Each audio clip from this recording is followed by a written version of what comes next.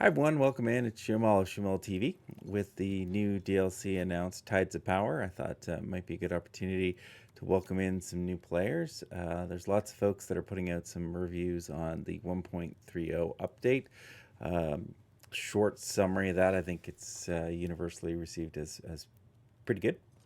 And I'll provide some links in the description below for some reviews that I like. There's one from Paisley Tree, Civ House, and there's a couple other creators that I'm sure we'll be putting out some shortly. I think the Civ 7 community's got a lot of really great creators, so I don't want to overlap with work that's already been done.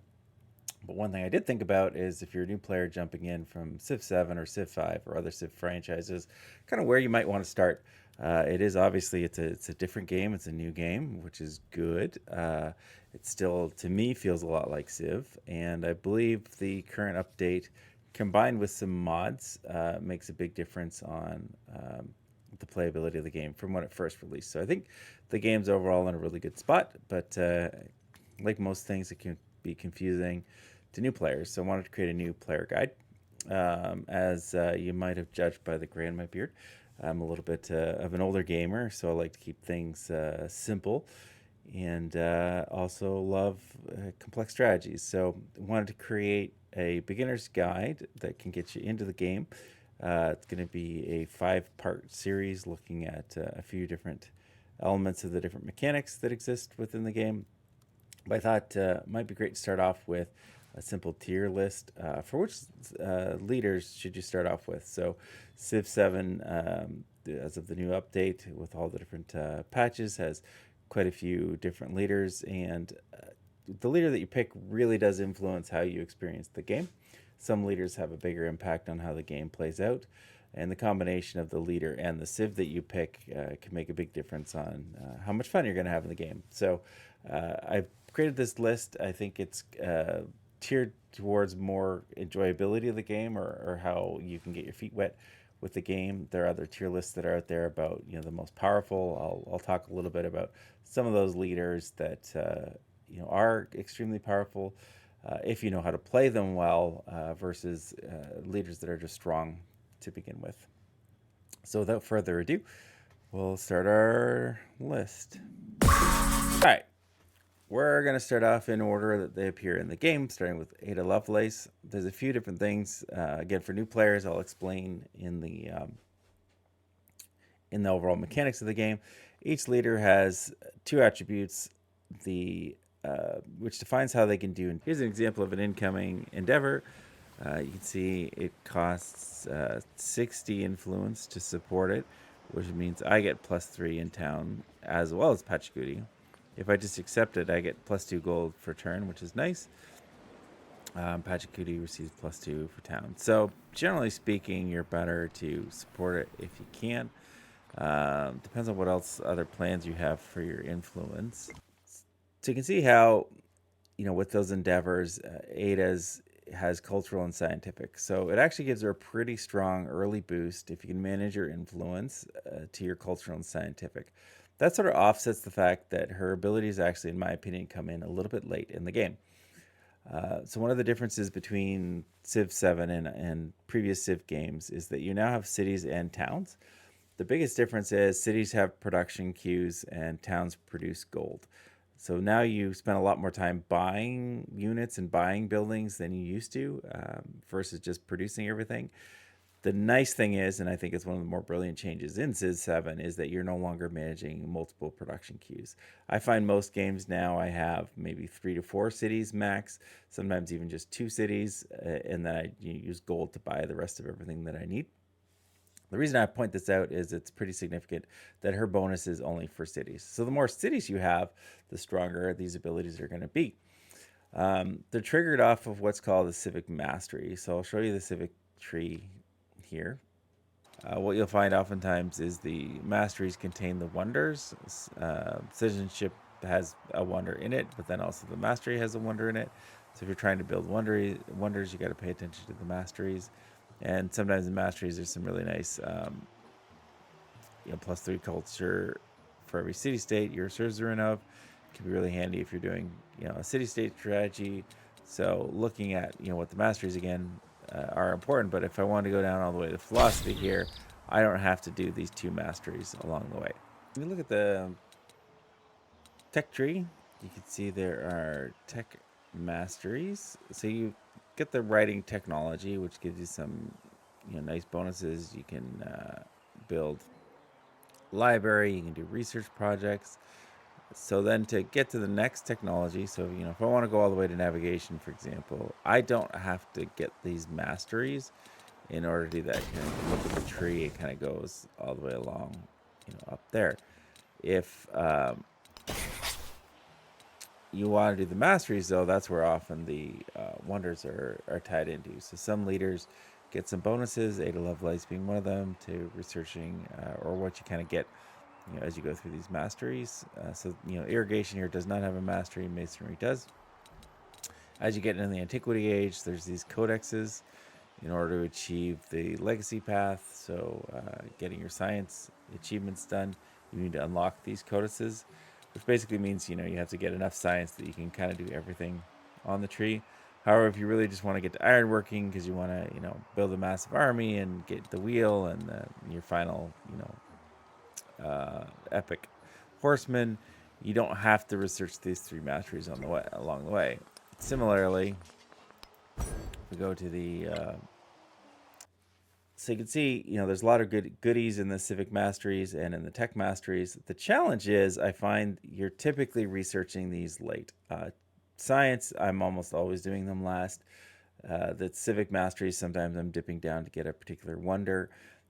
So I find her bonuses come in a little bit late, in the game. I think as a new player, I don't think you're going to feel what Ada's benefits are, except for maybe the endeavors. But, for a new player, I would put her solidly in the C tier. Like, she's not bad.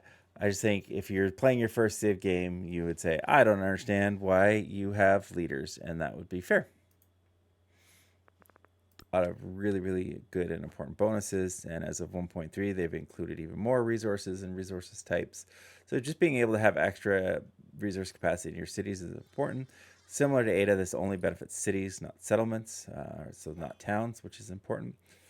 The +1 gold per age per resource is just a nice sort of bonus, icing on the cake kind of moment. I would say not huge. +5 combat strength for all units in plains and deserts. This is where, if you're playing PvP, rank her up 1 level from where I place her. Possibly 2 levels in PvP. She's usually one of the favorite. Each leader has something called a spawn bias, so where they're more likely to spawn, and Amina's more likely to spawn in plains and desert. So from a defensive perspective and from an offensive perspective, Amina can be great as a military leader. I tend to play a little bit more on the passive, what sometimes called this Sim City building mode. I tend to avoid wars. I'm not terribly aggressive in the game, so I should maybe declare that bias. However, if you want to play aggressively or if you want a good defensive option, Amina can keep you pretty safe. I would put her in, let's pull tier list. I would put her in the B category. Just that extra resource, it does matter. And the ability to have that +5 combat strength when you're defending, I think for a new player, makes her a really solid option. Next, we go up to Ashoka, World Conqueror. So Ashoka has 2 different versions. There's a couple leaders that are in this case. He gets +1 production and in excess for every happiness, for every 5 happiness, +10 production settlements not founded by you. So this means if you go conquer somebody, you get a bonus to production. Declaring a formal war. So formal war is when 2 civilizations are just not getting along. So if you have a neighbor who's incredibly unhappy with you, I can show you that here in the gameplay. When they have that unhappy face, it means that they are, you can declare a formal war. There's ways to lower your popularity with certain civs. You can denounce them, oftentimes if you're just neighbors with them.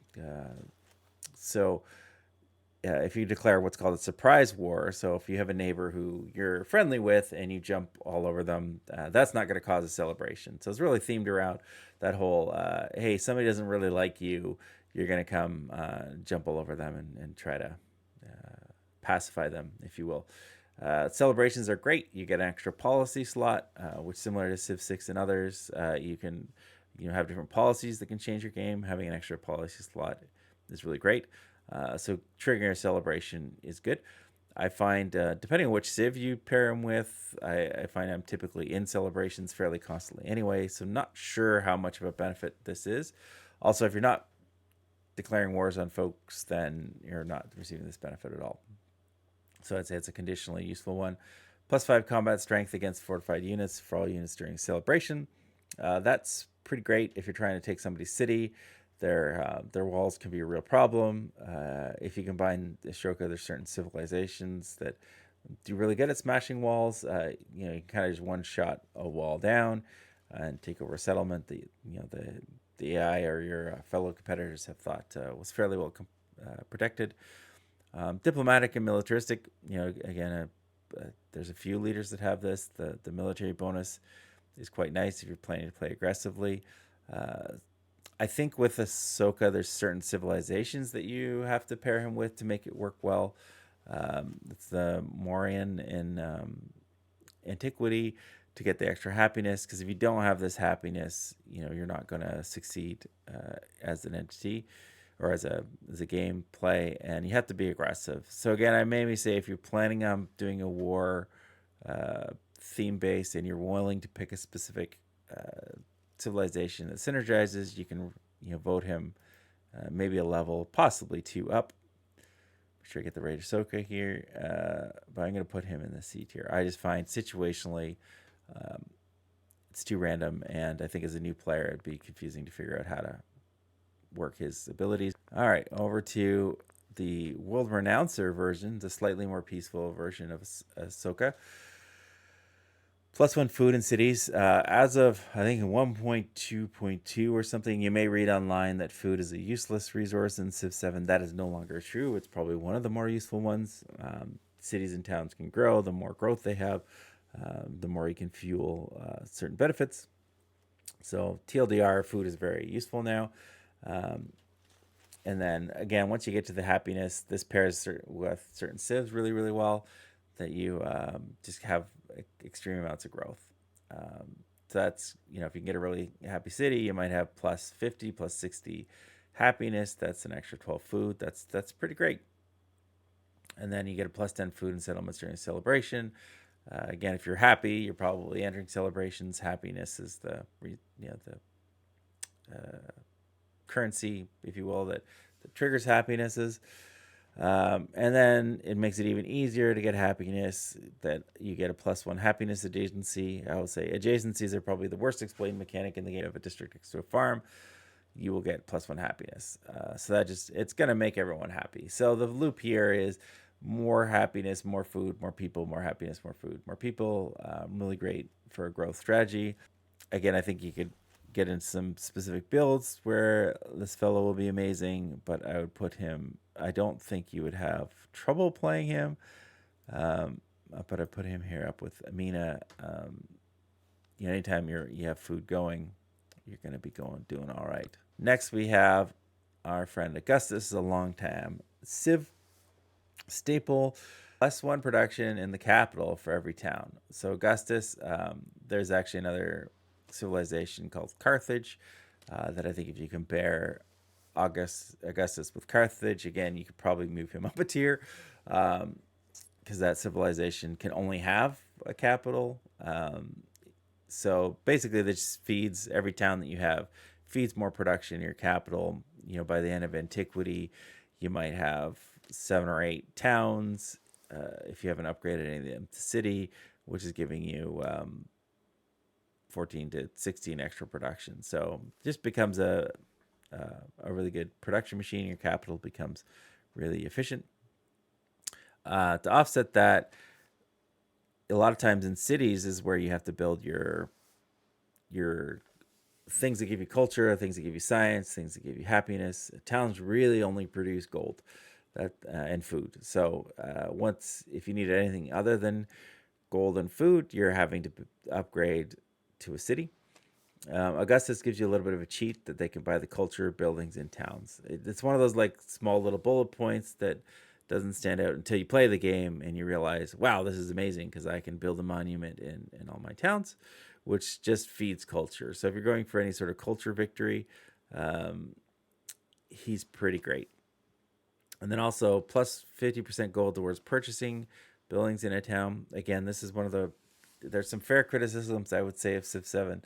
The way that they explain things doesn't make sense. This is 50% of the gold you need towards purchasing buildings.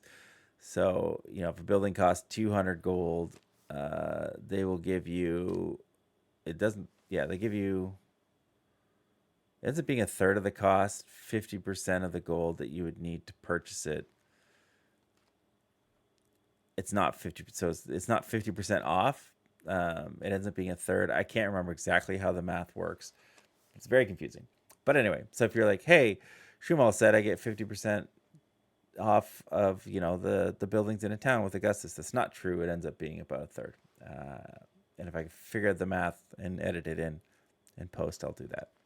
But it's still an extremely nice bonus. So this means you can basically build a bunch of towns, not upgrade them city, and have your culture buildings in there. The monument also gives you influence, which is an incredibly important early game.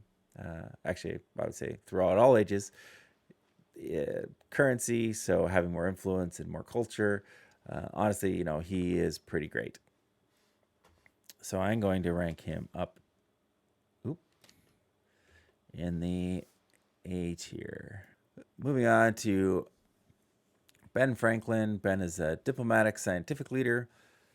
He gets +1 science per age on production buildings. So, you build, I think it's an antiquity, a barracks or, a mill or something that gives you more production. You get science on it, which is always nice. I would call that a nice little bonus. 50% towards building construction buildings. So again, you build your production buildings a lot faster. That just gets you a little bit more science, a little bit more quickly. Plus production, in a city is probably one of, if not the most important things you can have going for you in your city, because production just allows you to build more things. The more things you can build, the more resources that you have. This is probably the next two are probably the most important pieces for Ben Franklin, is that you have +1 science from active endeavors you started or supported. So if you start an endeavor, that comes in and gets you the point. If you support, so somebody sends you an endeavor, and yeah, just getting that +1 science is amazing. And then you can have 2 endeavors of the same active at any given time. So normally, if you are science leader, you can send over a science endeavor to get +4 or +6 science per turn, which is, especially in the early game, pretty huge. Ben Franklin can have 2 going at the same time, so 2 different science. So either if you send a science, you can then send another science endeavor over. If you have a neighbor who's also a science leader, you can send a science to them. They can send one to you. Then that gives you another science endeavor that you can roll out. So overall, it's just incredibly powerful in the early game, particularly with the scientific endeavor to just start rolling science pretty early. And the effects tend to snowball. In this game, when you have science early, lead in science early, then that means you can buy more advanced buildings that give you better resources. So you tend to maintain the lead a lot more quickly. The biggest downside, I would say, is that you have to have the influence. And again, I think as a new player who maybe hasn't had the experience with influence, how to build up the influence, how to use the influence, it might be tricky to actually get the benefit of these endeavors working for you. So for that reason, I'm actually going to put him down in the C tier as well. All right, on to Catherine the Great. She's I was wrong. There is another cultural scientific leader. I always forget about Catherine the Great. +2 culture on display, great works. So great works can be produced by doing different things in the game. In antiquity, so the first age, it's ironically enough by getting research done. Buildings with wonders and great slots gain an additional slot. I would say this is more of an issue when you're in exploration age or modern age. In antiquity, libraries have decent storage. You're probably not going to struggle with this. However, in exploration and modern age, you might run out of great work slots, so that's just nice to not have to worry about. Cities in tundra gain science equal to 25% of their culture per turn. So Catherine has a tundra bias spawn, so she'll often spawn in the snows, and tundra tiles have a +1 culture. Tropical, it comes up for another leader a little bit later, but tropical has a +1 science bonus. So you get 4 tiles of tundra, which gives you 4 culture, will then give you 1 science. Again, they're only for cities, not settlements. So I would say that's a nice bonus to have, but similar to Ada, I think your main 2 benefits, and again, unless I'm missing something, feel free to chime in the comments, are that you get the cultural and the scientific endeavors. As you try to get down the tech tree and the science tree, I think those are probably 2 of the most important things you could do. So I think the endeavors are really her strength here, but I would actually put her. Okay, for a new player, I don't see her having the benefit. Charlemagne, father of Europe. He is a militaristic and scientific leader. Military and science building receive a +1 happiness adjacent for quarters. So quarter is when you have 2 buildings can occupy the same grid. And that just means anything next to that gets a +1 happiness, which again, sort of the more you build quarters together next to each other, the more happiness you're going to have.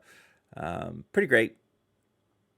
Little bonus. Obviously Charlemagne's very happiness based. You want to trigger those celebrations, get to celebrations. So +2 for cavalry units once unlocked. So it means you have to have researched the technology for cavalry. Once you do that, every time you have a celebration, you can get 2 free cavalry. Cavalry are probably the most powerful unit in the game, with the exception of maybe a couple of unique units. So getting 2 of those basically for free is pretty nice. Charlemagne's often pretty popular in the PvP realm because of that ability, because you can just focus on building your cities and then randomly get cavalry to defend or attack, which is really nice.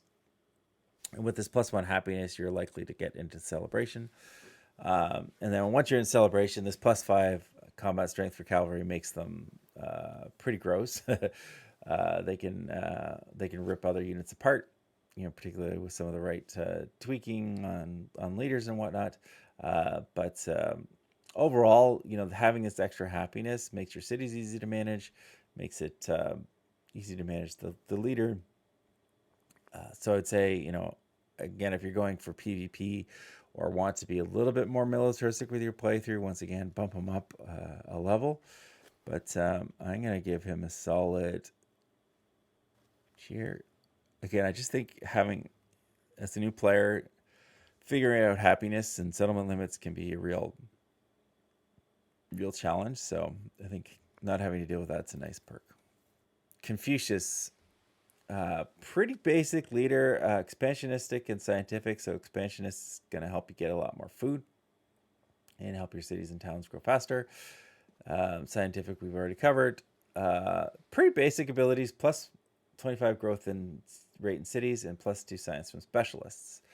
So once you have a city, you can grow it via the surrounding rural tiles. So, building farms, building rivers. Once you get to a city, you can add specialists. So when you combine the fact that your cities are growing faster and you can get some really decent bonuses from specialists, that kind of makes Confucius go really well into the science. I find my playthroughs with him, I'm usually leading, if not crushing everyone else in science. I'd say a little bit weak on some of that aspect. And I would put Confucius. So, all right. So, as an overall leader, I'd probably put him, for science victories, in the S tier. As a new player, again, until you get used to specialists and how they work, B tier. I don't think you can go wrong with them. You can run into happiness problems, if you don't manage your specialist properly.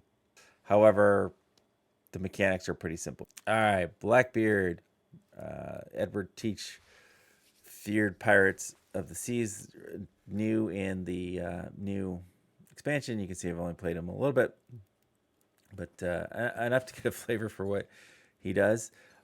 He is just going to dominate anything naval. So first of all, you have militaristic and economic. So you're going to get lots of some extra gold and some extra combat strength for unit, which is nice. The pirate ability, it's just sort of fun. You can find where people have trade routes and steal gold from them. Again, I tend to play on higher difficulties where I don't necessarily want to go to war with my neighbors, especially early game. So I think you have to be careful with this, but I think it's just fun. So from a pure fun perspective, I'm giving him a bonus rank because I think moving him up a level, I think that's pretty great. When you defeat any naval units, you capture the naval unit. So in antiquity, you tend not to see a lot of boats unless you're playing, archipelago map or you're specifically trying to do something fun with naval. You tend not to see a lot of naval combat. But boy, once you get into exploration age in particular or modern age, naval becomes a really significant factor. And I think that's where Blackbeard's really going to shine. I would put him up 2 levels. So, if I put him in B, he becomes an S tier. If you're going for a Navy or archipelago map, I think he's just that strong. You get gold if you kill a unit, so you get gold and you get that unit. Just basically, you're going to want to go out and raid other people and steal their ships. And if you do that, I think he's amazing. If you want to be a peaceful SimCity player, then probably not going to be as exciting. But we'll put him here in. So yeah, I'm gonna put him in probably. All right, I say for a new player, because it doesn't come into effect in antiquity, his abilities come later. I'm actually putting him in the D tier. However, if you want to do anything naval, he goes up here. If that makes sense. So I feel bad putting him there. I do think, being that this is for new players, his abilities, to understand what even a trade route is and find it and plunder it, it's going to be tricky. As you get more familiar with the game, I think he would rank up quite a bit higher. So Frederick Baroque, one of the 2 Baroque versions that are out there, Fredericks that are out there. The best part about him is that he will whistle along to the theme song. I have the theme song turned off to avoid any copyright. There he goes. Probably the best part of this leader, especially the Baroque version. He gains +1 great work when you capture a settlement for the first time. That's nice, but unless you're planning on going out and slaughtering your neighbors, it's a bit situational, and I find not that useful. Again, if you plan on just going in and slaughtering everyone that settles next to you, then it's great. I will say on deity level where I play, it's incredibly difficult to battle against the AI, particularly in the early ages. And then I don't find great works hard to come by in later ages. And even they're not that hard to come by in antiquity. I would say if great works were hard to come by, this would rate a lot higher. I personally don't find it that hard to get them. Having some extra culture displayed on great works is nice. Gain an infantry unit when you complete a civic mastery or construct a culture building. This is really powerful, so if you do want to go exterminate everyone else, who's next to you and get all those great works, this ability is really nice. Sometimes I've had it where you have a production queue busy trying to build something, and either another unit or a wonder, and you get attacked. You can actually just go do a civic mastery and then get that infantry unit. So it allows you to use your culture to basically do some production, which is nice. You are capped. I think there's 7 or 8 masteries, but it's just nice having a unit sort of pop in. However, because I don't think great works are that powerful, getting free units is always nice, but I think there are better ways to get units. I would put him down in the D tier for new players. And frankly, he'd probably stay there for other players as well. All right, this version also whistles along. Different story with the oblique, the scientific version. So again, militaristic, scientific. Army commanders start with a merit commendation, granting them +1 command radius. This makes a big difference. As you're rolling out army commanders, you just have a little bit more breadth and width to do things with them. And gain an infantry unit when you complete a technology mastery or construct a science building. I don't know. I find you can. There's probably the same amount of technology masteries, but I find you're easier kind of just to flip into one of those. Often with culture, you're trying to get to a specific wonder or something for the AI, but same sort of thing. Just get free military units. It's great. Sometimes you can end up with a whole army without really realizing it. But he's pretty good. I will say I should have mentioned back on Baroque, if you combine him with Assyria, the Civ, he's pretty great. But I'm not considering those types of synergies at this time. All right. So where am I going to put him? He's a little bit better, but not much. So we'll put him up on the C tier for me. Genghis Khan. Probably one of my favorite leaders to play. If you are just wanting to go murder hobo all your neighbors, he's pretty fantastic. Militaristic, expansionistic, so it gets you a little bit more food. Grows your cities and towns a little bit more faster. +3 combat strength for cavalry units, or +5 within an army commander radius. You really shouldn't be having your cavalry outside of a commander radius. So really that's, should be just a +5 to your units, which is pretty great. Combat strength is really important. Army commanders have +1 movement when no units are packed into them. That just allows them to zip around the battlefield. I find this is a battlefield control thing is really great. Even when no units are packed in them, so whether you have somebody in them or not, you can also get a +1 movement bonus to them, which gives you +2 movement. The only reason it's maybe not overpowered is rivers always stop your movement. So even if you have 4 movement, you stop onto a river tile, it counts as 1, and there's a lot of rivers in Civ 7. So I would put rank that ability much higher if it wasn't for that dynamic with rivers. I think other Civ 7 games had cost you 3 movement or something to go across a river. It wouldn't surprise me if we see that change, but for right now, it's really nice, but also sometimes it's surprising how ineffective it actually is. This is the big one, though. Once per age, army commanders can use the convert independent action to convert adjacent independent military units to your control. So you can go find a city-state, particularly in the early game. You get an army commander by researching one of the civics for free. You don't even have to pay to build it. It sort of pops in your capital. You send that army commander up, find some city-state that has 3 or 4 units, instantly turn them over to your control and sort of build an instant army. So it might take you, say, 10 turns, 15 turns to build that army. You basically get it for free. Then it's pretty easy to take over that city-state. So if you're not wanting to suzerain it to make it part of your empire, and you just want the benefit and bonus of killing city-state, then this can be pretty early game in particular. Really powerful to get an army rolling, and then from there you can kind of keep rolling over people. So I would say if you want to start aggressive, Genghis Khan is probably the best.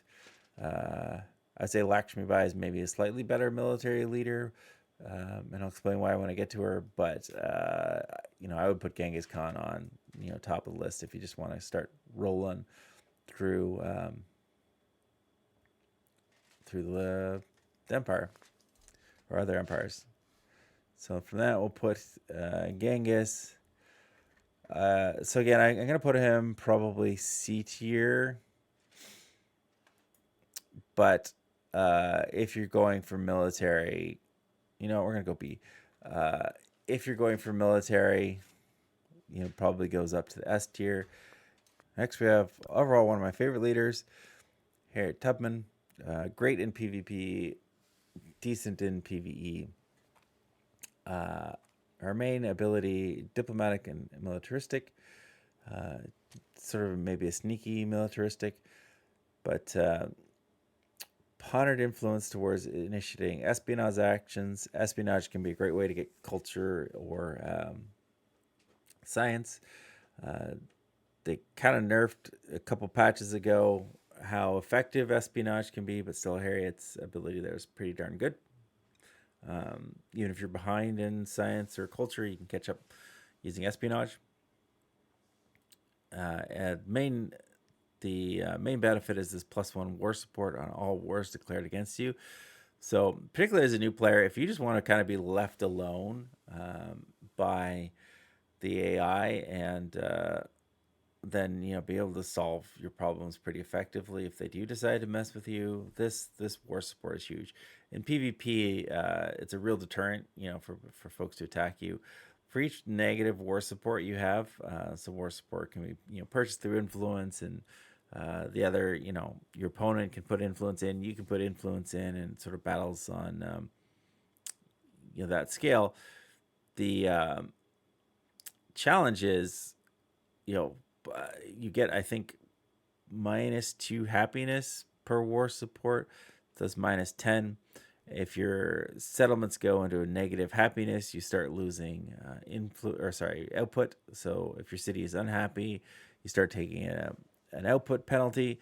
And it also, for each negative war support, it gives you a -1 combat strength. So -5 war support means those units are coming in as -5. To give you an idea, deity, difficulty, the units have a +8 coming in against you. So basically negates 2/3 or kind of half of the strength that the AI gets from deity. At lower difficulty levels, this is just going to allow you to steamroll units. So what I find, if I want to be left alone in a game, I will play as Harriet Tubman, because anyone who knows you're playing Harriet Tubman isn't going to declare war on you. If they do, it's going to be incredibly painful. And B, if you're playing as the AI and they declare war against you, even on higher difficulties, this gives you such a huge edge against the opponents. So makes it really simple. It doesn't have a lot of other benefits, but especially as a new player and you're navigating the complexities of combat, having a huge combat bonus, if you are declared war on, I think is benefit. Note, if you declare war on them, you don't get this. So if you're planning to be super aggressive and go and attack folks, it's not going to work for you. But if you just kind of want to be left alone and do your own thing in SimCity and build and have a pretty big stick to hit back with if you are attacked, I think Harriet's probably the best. Vegetarian terrain does not end unit movement. I was talking about it a little bit earlier with Genghis Khan. A certain terrain type just as an outright stop. I know river is one. I guess vegetarian terrain is another one. Allows you to move the units through. It's great for military, but also helps with merchants and settlers, and you're just going to be able to move around the map a lot more quickly, which is a nice benefit. But this war support's the main one. Again, looking at it through the lens of a new player, I think she's probably my first S tier. And maybe I'm biased because I've been playing on deity, and I think in the latest patch, the AI is particularly aggressive in their war, but Harriet just lets you cruise on through. All right, next up we have Hatshepsut. Her whole thing is building wonders. So if you want to do a run where you're building wonders, she's excellent. She gives you cultural and economic. Cultural is just going to help you get down that wonder tree a lot faster. +1 culture for every resource. Again, you're trying to get resources regardless of what civilization or leader you're playing. So having some bonus culture is nice. Her main benefit is +15 production towards buildings and wonders in cities with adjacent to navigable rivers. So in Civ 7, there's regular rivers, and then there's navigable rivers that boats can move along. Again, very situationally dependent. If you combine her abilities with Egypt or any other production based, and you want to go full out on wonders, she's amazing. Anything else, not great at all. This sometimes you don't spawn in with navigable rivers nearby, and that's a reroll. So, which means just restarting the game. That point, I don't think it's very niche. So what she does, if you're looking for a niche option, is very strong. If you're looking to build wonders, if you're just looking to jump in the game and play it, then I would say not so good. I'm gonna put her in the D tier. Again, if you're looking to do a wonder challenge or something like that, she may be A tier or S tier. But for a new player playing the game, I just don't think she's got enough in the toolkit. One of the two Himiko versions is my favorite overall character, I think, in the game. It's not this one. So Himiko High Shaman is the cultural and diplomatic version of Himiko. She gets +2 happiness per age on happiness and diplomacy buildings, which is nice. Himiko's empire is going to be happy. The problem I have with happiness is at a certain point you can get rolling celebrations. So a celebration will last 10 turns. It's great. You can get all sorts of benefits from your celebration. You get extra policy slots. And then 10 turns later, you can go into another new celebration. And I find in most of my games, even playing on the highest difficulty, I don't have a problem chaining together celebration after celebration after celebration. And any excess happiness doesn't do anything currently for you in the game. You don't get any other bonuses. You don't get increased production. Nothing happens. So because I already find without these types of bonuses, I max out happiness. I don't find this benefit that strong. However, I am going to give her a couple extra points because I think as a new player, keeping your settlements happy and understanding how settlement happiness works can be quite a nice thing. So normally I'd rate her a little bit lower, but because happiness can be something that new players struggle with, I'm going to rate her a little bit, maybe one level higher because of that. So again, if you're an experienced player, you probably would disagree with me, and I would also disagree with myself. But keeping in mind the new player, I do think this is significant, but as you get more experience with the game, less and less important. Plus 50% production towards happiness and diplomacy building just means you're going to build them faster. Again, more happiness. The main thing, and this is why I think she needs some help. The only reason she's not in the D tier is because of this ability. Plus 20% culture is great, but minus 10% science is a pretty big nerf.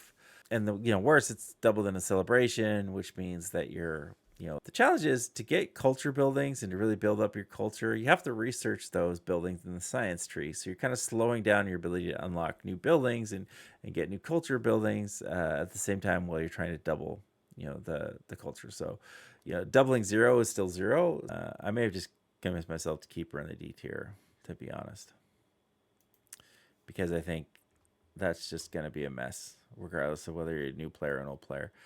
Then we go to my absolute favorite. Ironically enough, was the first game I played with Himiko, and as you can see, in the video I did with the influence, she can support the endeavors for free. So I'm going to jump down to the last bullet point here. Because of that, when I first played the game, you'd have the option to support an endeavor for 0 influence or just agree to the endeavor for 0 influence. And I remember thinking like, well, why would I ever not support it? That doesn't make any sense, because you get a better you get a better bonus if you support it. It's amazing. Also, supporting an endeavor increases your relationship with the AI.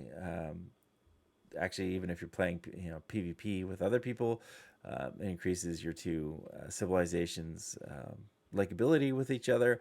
So all in all, it's a win-win-win-win-win supporting. And then I went to play another leader and was confused why suddenly it wanted me to do 60 influence when before it was free. So ultimately, I think this ability makes her probably the strongest and easiest for a new leader. 2 reasons. One, you're going to get more, when other leaders offer you something, whether it's an economic deal for money, military aid for extra combat strength, science, culture, whatever it is you're going to get, because you can support it for free. You're just going to have more resources, more stronger resources coming in to build your empire, and you're also going to be more friendly with the AI neighbors. So maintaining your relationship with your AI, again, particularly as you go up in the higher difficulties, understanding what makes them tick, understanding how to keep them happy becomes an incredibly important part of the gameplay loop. This just almost puts it on easy mode. It's pretty typical to be friendly with pretty much everyone on your part of the world, and then eventually in later stages, everyone in the world as Himiko. Certainly it's a lot easier than other leaders. And then there's some other benefits she gets. If this friend away, a plus 25 science if you're trying to do a science victory. This can be huge. 25% boost to science is actually kind of crazy.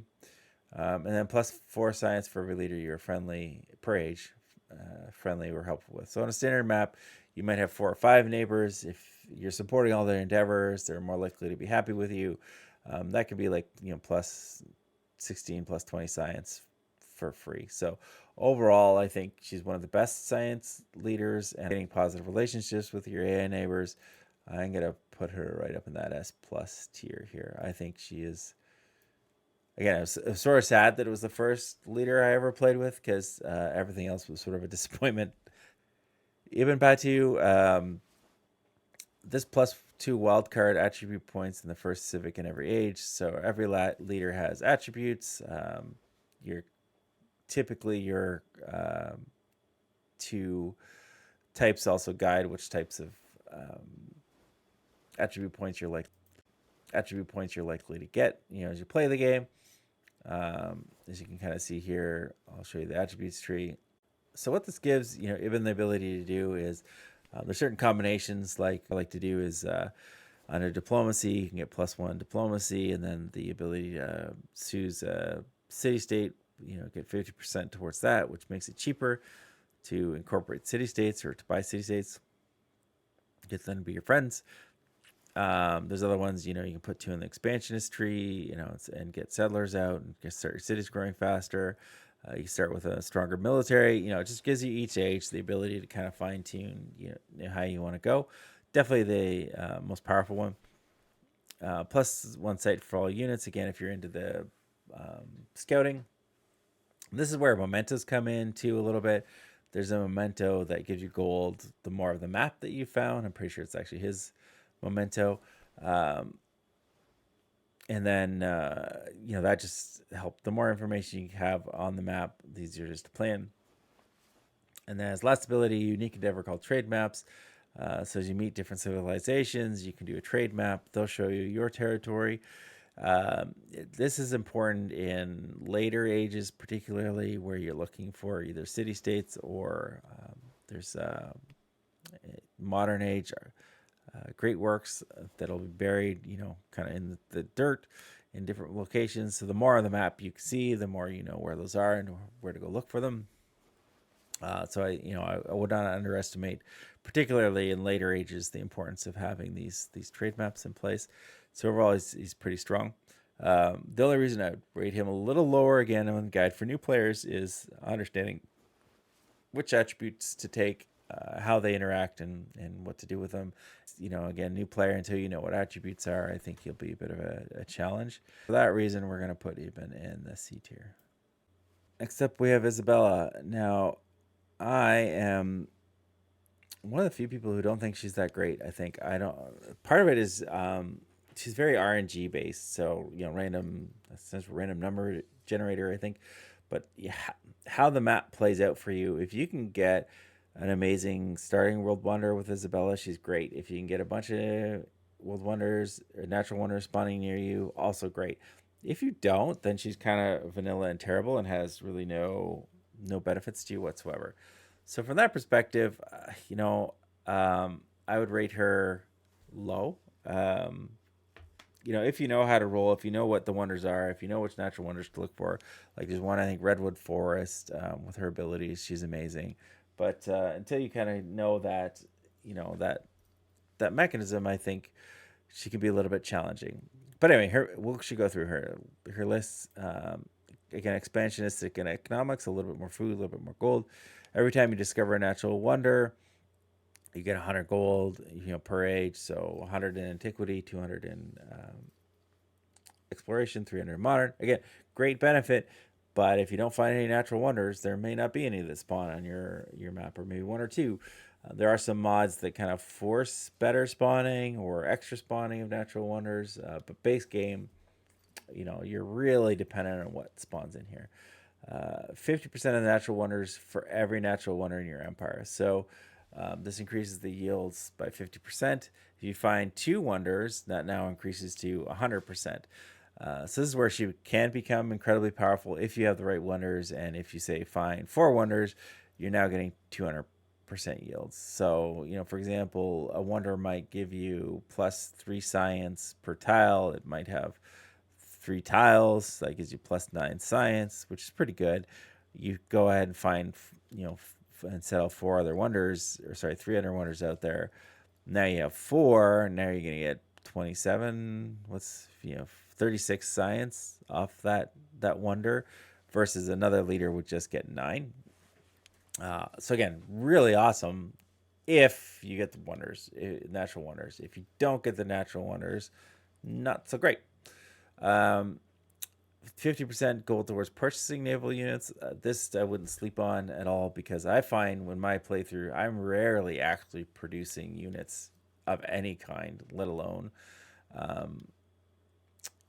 naval units. I typically buy naval units. I find my production queues are used for building buildings or building wonders. So it's not uncommon for me to buy a unit. The ability to have, again, 50% gold towards building a naval unit is a really nice buff. And of course, once you build a navy, -1 for naval units. So again, this doesn't really come online in exploration age. So antiquity, early ages, if you get the luck of, Isabella getting lots of wonders, she's fantastic. If you don't mind restarting your game over and over and over again to get the perfect start, can be amazing. I'm assuming we're not doing that. And again, exploration age, she becomes a little bit stronger as you kind of build more of a navy. Obviously made to go with like a Spain kind of civ to go out and conquer the world. So she has some synergies with some specific civilizations. Again, but more so in exploration age. But so if you're willing to sit there and re-roll, so start the game. If you don't get the wonders you want, restart. Move her up probably 2 tiers. I think she's good in exploration age with the ability to buy naval units. So I wouldn't put her down in D, but low C. Jose Rizal. Similar to me in when I talked about Ada, in that this is one of those ones that you just you don't notice necessarily what's happening. The benefit they get. So they'll be different as you play the game, different narrative events that happen. You just get some extra culture, gold, and influence. So it's not bad. You're going to hit narrative events. They're just going to happen. He has some additional narrative events, so you're going to hit those randomly. Again, just sort of similar challenge to Isabella in some ways, that it's very random. Like, you don't know when you're going to get one. You don't know. At least I don't know how they get triggered. I don't know. I'm sure there's certain things you can do, and if you follow, there's probably a guide out already. If not, there'll be one eventually on how to trigger, with the right civilization and the right, and him as a leader, you might be able to trigger, umpteen different events per turn. But again, I think as a new player, as said, I have a lot of experience, and I don't quite know where they are. They just sort of randomly appear. So it's a nice bonus, but not great. The 50% have celebration duration. I don't like this. I wish they would change this in the game, because there's some wonders that have this. If you get to your celebration, you get an extra policy slot. It's great. So being in celebration is good, but starting a celebration, because you get that extra policy slot, is really helpful. And if you have 50% celebration duration, then you're actually losing that ability to have that policy slot. Again, maybe as a new player, where you're maybe not managing your happiness as well, this would be a nice thing, because if you do trigger a celebration, it lasts longer. But as you get more experienced and you can kind of trigger celebrations all the time, I actually find this to be a massive downside. Plus 50% happiness towards the celebration. So you're like, this is the thing with this guy, you're gonna be in celebrations more than the average leader, but then because they last longer, you're not getting the extra policy slots, which to me defeats the purpose of having him in the first place. So, in my opinion, he needs a rework. Fun, can be fun to play, but I think he's going to be like Ada, and that you'll be playing the leader and be like, what benefits am I getting from him? They're not clear. So unfortunately, you go down to D tier. Lafayette is up next. Lafayette is fun. As I mentioned with Jose, and the fact that you don't have celebrations, policy slots are really important and can kind of change how your game's going. So Lafayette gets a unique endeavor called Reform, which grants you an extra policy slot. So important to note, it only happens at the end of the endeavor. So if you launch the endeavor that gets you the new policy slot, you launch Reform. I think it's 15 turns. At the end of that, you get your policy slot. Confused me at first because I'm like, where's my policy slot? So really, really nice. If the other Civ supports it, they get an additional policy slot. So again, if you're playing against humans, I think Lafayette's often sort of banned because it can allow people to kind of exploit things. But certainly a human player is going to try to support that whenever possible. I find the AI has a mix, but obviously it helps them get the extra policy slot. And then having +1 combat strength for every tradition, but not social policy slotted in the government. So every civ has their own traditions that they can get. They're the policy cards. I'll see if we can show them real quick here. So these here are the social policies for Lafayette. They become important because you can basically get an extra slot. So this one, +1 science, or +1 production, or +2 culture, just sort of gives you a jump. You get, I believe, 3 per age. And so +3 combat strength is nothing to sneeze at. I do find you're not always slotting all your traditions. It'll be easier with Lafayette because you have the extra policy slots. So you may even just be throwing in you don't necessarily need that policy in place, but you want that there for the combat strength. But it's important that you don't get that from the social policies. So and if you want a social policy instead of a tradition because it's better for you, you're losing the combat strength. So I would put that in like the nice. That's a nice little perk, but I would say not defining. +1 culture and happiness per age and settlements, double in distant lands. Again, I think it's going to help you a lot. It's a new player where you have the maybe some struggles with happiness initially. In distant lands, this is really nice because you can kind of plop down a settlement wherever you need it without worrying about happiness considerations, how close it is to water, etc. However, understanding the social policy slots and reform, is good. Having cultural, endeavors is good. But I don't know that there's anything in here that makes him great for a new player. I'm going to put him in the B tier. But Lakshmibai is part of one of the newer collection packs, so you may not have her if you didn't buy all the DLC.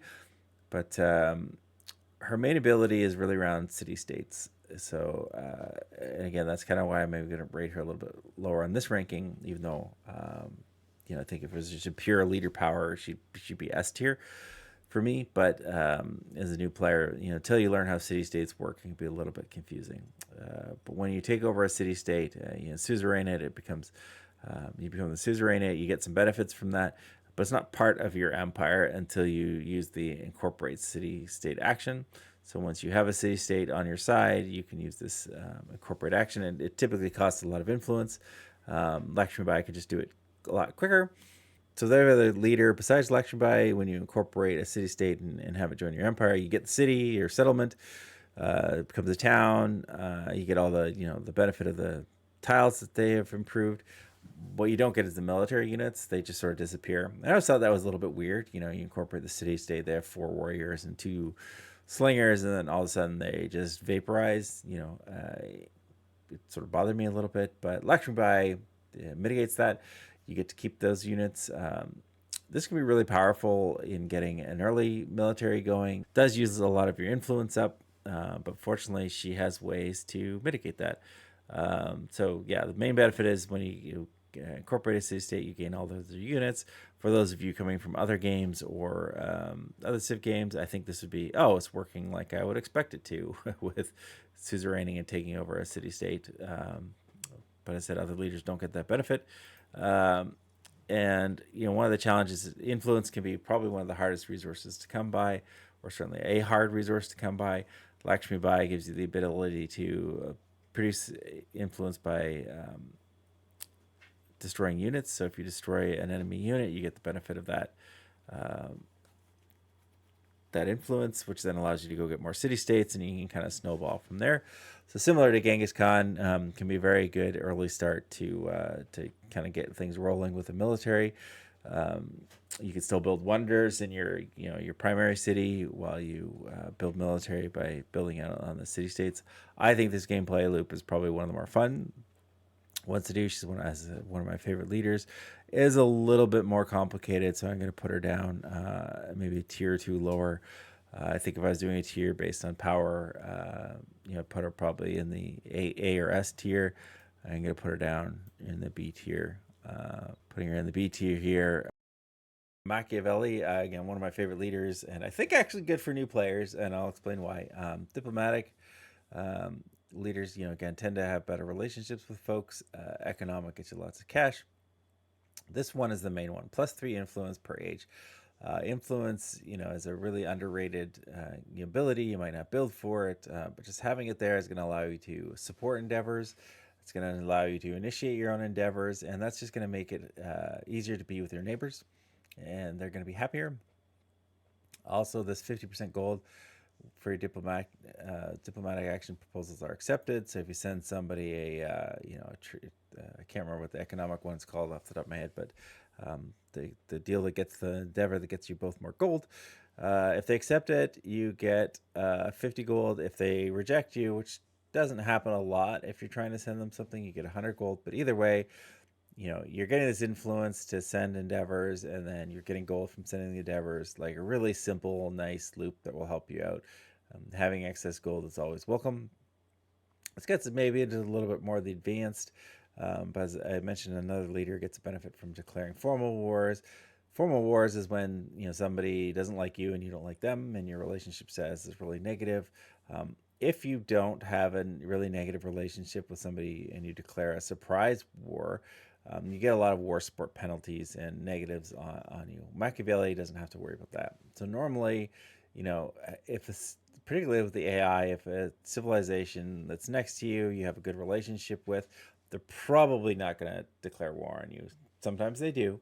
But then you get, maybe +2 or +3 war support. You get a bunch of influence that you can spend on more war support.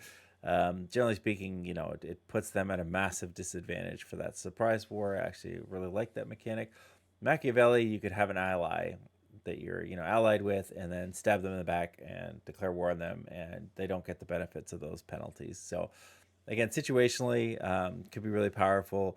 If you're planning to do a military victory, military shenanigans, put a bunch of your units alongside an ally's border and jump on them when they're not expecting it. It could be fun. Again, I tend not to play very militaristically, but this could be powerful in the right situation. Can levy troops from city-states when you're not a suzerain enough. So normally, if you're a suzerain in a city-state, you can spend influence to get their units. For Machiavelli, you don't have to do that, which is kind of nice. Influence is another resource type. You can't convert it back and forth to gold or anything, but it allows you to build units using influence. So if you don't have a good use for your influence, you can convince the city state to hand over one of their soldiers. So again, situationally, very useful. But I think this basic loop of the +3 influence and then the 50 gold puts him sort of in the Again, for new players, interestingly enough, I put him there probably in the overall rankings as well. He's just a very versatile leader. You can kind of combine him with any civilization, and you're going to have a good run. Next up, there's two different Napoleons. You can unlock him by linking your account to Firaxis. Napoleon can sanction folks. Sanctions basically make that other empire A, dislike you more, and B, can really hurt their production. There's sanctions to reduce the amount of culture they get, the amount of science, the amount of how much it costs to build a military unit. And 50% influence towards initiating sanctions means you just can do them more quickly. This will piss off the person that you're doing the sanctions to, but if you want to go to war with someone, it can be an incredibly effective way to get them angry with you. You get culture and gold. For each leader you have an active sanction on. So again, if you're sanctioning a bunch of folks, you're getting culture and gold, which is really nice to get those two things. And then +5 combat strength for every land unit and sanction that you have.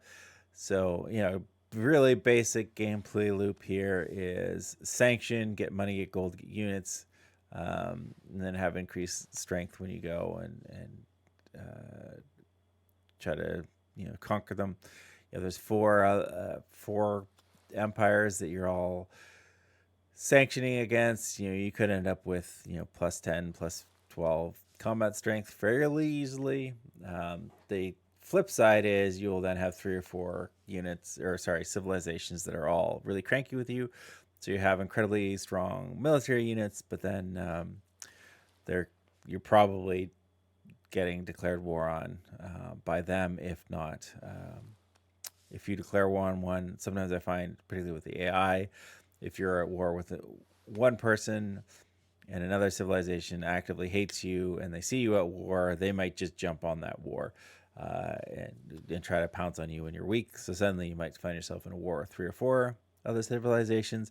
If you got the military and you got those bonuses, you might be doing great. But I definitely would think for a new player in particular, he's going to be challenging. I think, as an advanced player or as you start getting comfortable, if you want to do a militaristic victory, probably pretty strong. But for a new player, I'm going to go ahead and put him down here in the D tier. Next up is Napoleon Revolutionary. I should have mentioned his previous counterpart was economic diplomatic. Diplomatic just means he gets more influence, has more influence. Napoleon Revolutionary is militaristic and cultural. So militaristic gets you that yummy combat strength. Cultural helps you build your wonders and other cultural changes. +1 movement for land units is really strong. The asterisk is, I mentioned it with one of the other leaders, if you, certain terrain types, vegetated terrain types, river terrain types, you just suddenly stop. So, if you had some, units with different combinations, you might get to 5 or 6 movement speed. You hit a river, it takes all your movement. Other Civ games, you'd use a portion of your movement. So if you had 6 movement, the river might cost you 4. You can still get over it. I'm hoping in future updates they fix that. So it's not quite as strong as it sounds, but still pretty good. The fact that it affects all in units makes it really easy to kind of get across the map, whether it's scouts or other things. So very, very helpful. Defeating an enemy unit provides 50% culture, equal to 50% or 100% of its combat strengths. So that means, if you kill a warrior that's 20 culture or 20 combat strength, you get 20 culture. It's pretty good. It's a nice benefit, if you're actively trying to destroy a unit anyway. I don't think the bonus is big enough that you're going to go out and actively try to hunt down things for the culture. But if you're going to be at war with someone anyway, getting the culture is really good. The main benefit, similar to Harriet Tubman, this is a really great defensive strategy in that you don't have to build a large military and keep a standing army around, because the first time you're declared war on in any age, so that's up to 3 times, you get a commander with 1 infantry, 1 cavalry, 1 range, 1 siege, even if they've not been unlocked. So say a civilization comes at you early, you're not quite ready for it. You haven't even researched cavalry units yet. Getting a commander with all of those, in your home city can be game changing. Commanders are probably the main way, certainly in advanced difficulties like deity. They give you any hope and heck against the power that is the deity AI.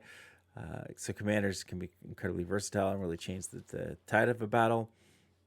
You also get one for free under the discipline tree, so you would end up with probably 2 commanders, which just makes it a lot easier to work with. Really this gives you the benefit of not having to worry about the army too much until you're declared war on. I think there's probably some shenanigans you could try to get into where you try to get people to declare war on you early so that you can get these folks rolling. But at the end of the day, it's an important asterisk similar to us, some of the other leaders. You only get the benefit if they declare war on you. So like Harriet Tubman only gets the combat strength. Napoleon only gets it if the war is declared against you. There's a way to do it. It's kind of fun. I've done it with Harriet Tubman. If you notice that 2 civs are allied, you can declare war on one of the allies. That other ally will probably declare war back on you. They don't have to, but they usually do. And when they do, suddenly you get the military units or the war support if you're Harriet Tubman. So it can be fun. Again, I would put him up towards the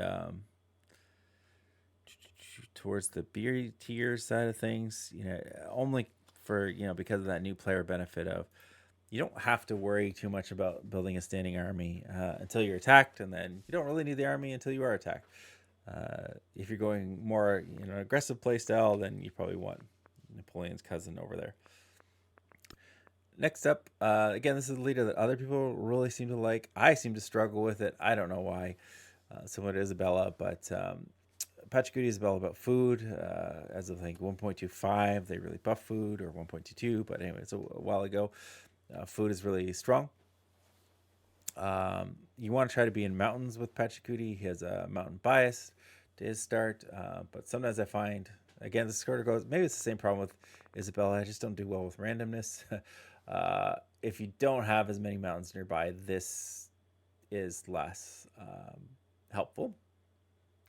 Specialists adjacent to mountain pay no happiness maintenance. So I mentioned earlier, one of the things with specialists and the benefits that they can provide. I ranked a couple of leaders a little lower because they really derive their benefit from specialists. It's because specialists are really powerful, but they can really hurt you.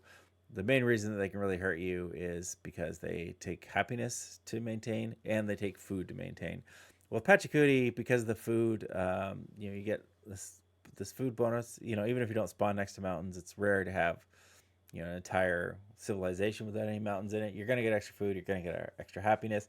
Therefore, specialists are not a problem to consider putting into cities, especially if you have them next to a mountain. So if you can get close to mountains, again, a little bit RNG, but it really helps. And then he gets this bonus from food, and then city bonuses equal to 10% of that city's food. So that's pretty huge. When you change specialized towns, I can show this here. So you start with towns, and then you specialize them, and once you specialize them, they become they send the food to the city. So this can mean you can have massive productions in the city, particularly as you go on through the ages. This can be a huge benefit, which makes your cities just massive production houses. Given that the Pacheooti just sort of works, I would say if you're willing to re-roll and make sure that you have mountains, you can pick certain civilizations that are more likely to spawn next to mountains. If you're willing to re-roll and make sure that you have a good start with mountains, then I would put him up a tier. But I'm gonna put him in the Simon Bolivar. Honestly, when I try to unlock all of the leaders, he was the one I struggle with the most. It's nice to get the one war support on all your wars, but one war support helps, but isn't going to turn the tide of battle. It's basically in antiquity age, it costs you 60 influence um, to basically have that. If you go to Machiavelli, he gets 3 influence per turn. So really, in 20 turns, he's going to generate enough, to offset. It's only one war, only one, instance. Sometimes you can end up with going to 2 or 3 different wars with a civilization in a particular age. But to me, that benefit, influence is infinitely more flexible. So to a certain extent, I think Machiavelli would do a better job of getting that war support going than Simon. You get militaristic and expansionistic. So again, the ability to get some more food in your cities as well as your combat bonuses. When you conquer a settlement for the first time, you can purchase 1 constructible for free. That's really great. If you are going to go to war and you are going to start conquering a bunch of settlements, pairs really well with certain civilizations like Assyria, where suddenly, you conquer a city. I usually put a temple in to try to make them happy, but you get a temple for free. You can also repair, I believe, all the units or all the lands for free. So if you've pillaged them on your way to conquering them for 0 gold, you can basically repair all of those pillage tiles. Really powerful if you are on the roll. Unrest does not prevent purchasing. Is again another key thing. I think every other leader, I don't think there's any exception to this, even in different civs. Once you conquer a settlement, it is basically an unrest for 10 turns, which means that you can't buy anything, you can't change the status. If you have there's just nothing you can do with the settlement, basically. With Simon, you can purchase. The most significant benefit of that is you can purchase other military units. So, you kind of have a rolling attack on another civilization. You take one of their settlements. Suddenly, you can start buying archers or whatever that you need to continue the advancement in that city versus having to resupply them from your home supply. I would argue this is probably his most important, ability. It's possibly, a little underrated, but at the same time, as I declared earlier, I tend to try to play a little bit more SimCity. So I think if you're hell bent on destroying the world and watching it burn, he would be a good candidate. But again, my problem is I would go with Lakshmibai or Genghis Khan as a leader instead. So as I said, I really struggled to get him going. He's fine. It was interesting to play. It's interesting to get that that instant purchase. It was nice to build units, but I think there are far better military. Next up, we have Tecumseh. Tecumseh is probably my second favorite leader after Himiko in general. I do think I'll put him a little lower just because of the complexities around city states. So you get +1 food and +1 production per age in settlements for every city state you're suzerain of. So if you can go find the city states in suzerain, they're great. +1 combat strength for all units for every city state you're suzerain of. So if you play on console, I think you're locked to small maps. Tecumseh is not as great.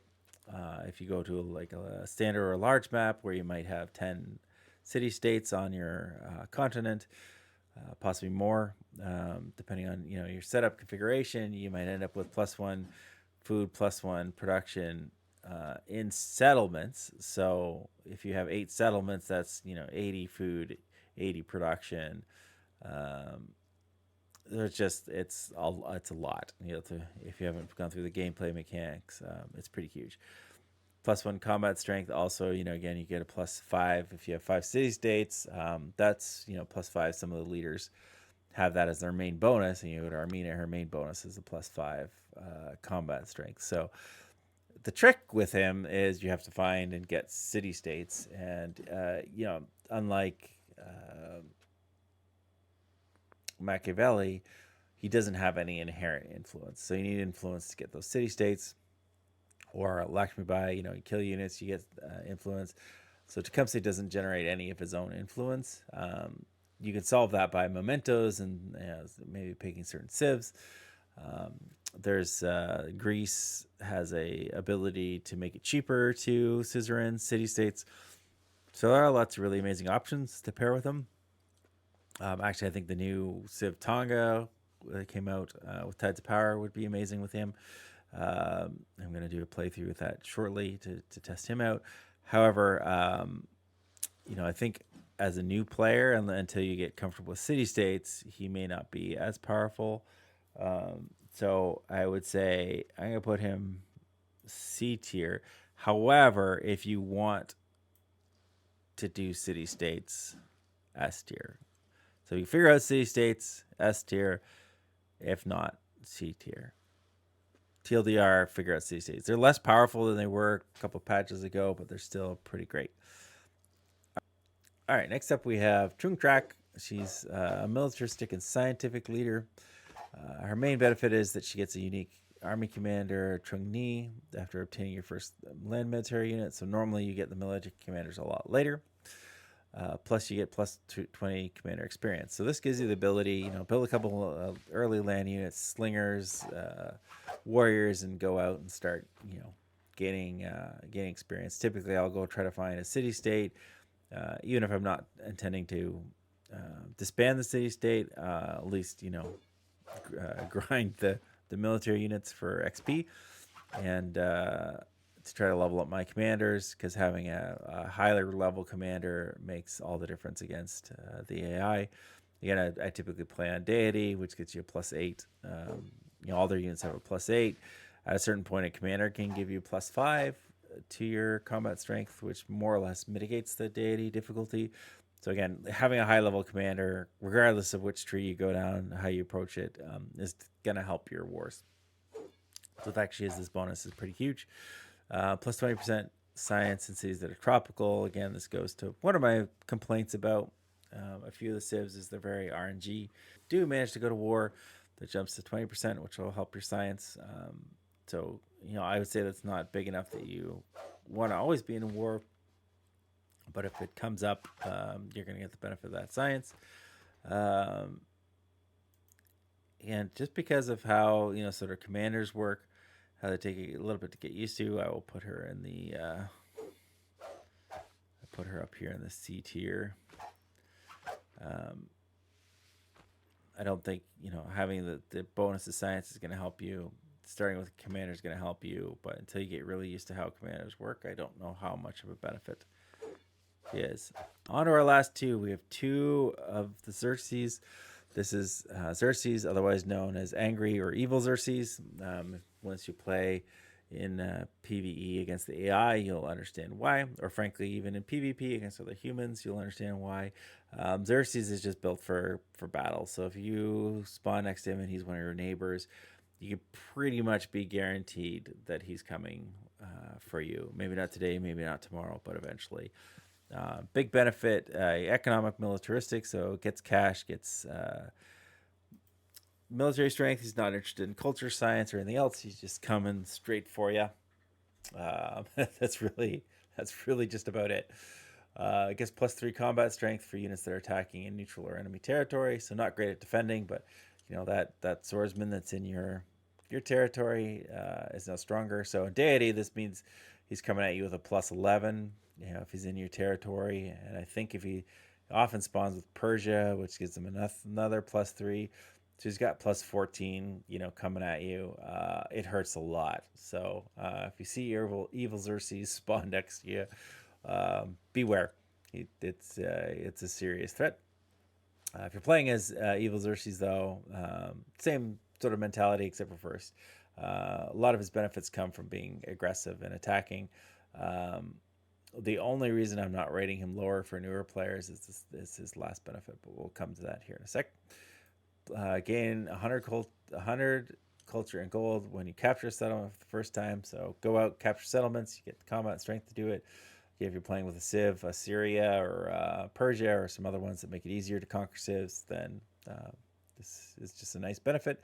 +10 gold in all settlements, doubled in settlements not founded by you. So start with your couple of settlements and then go conquer the rest. It's a pretty standard Xerxes strategy.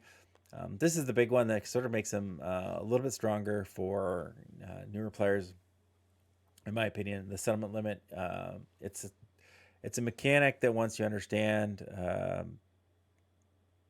it's easy enough to work around, but in the initial days, it can be really problematic. You're only allowed a certain amount of settlements. After that, each settlement you have above your settlement limit gives you -5 happiness in all settlements.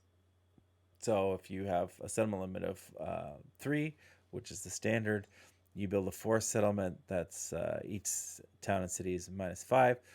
If you go below 0 happiness, you start getting negative penalties on production in that town and that city.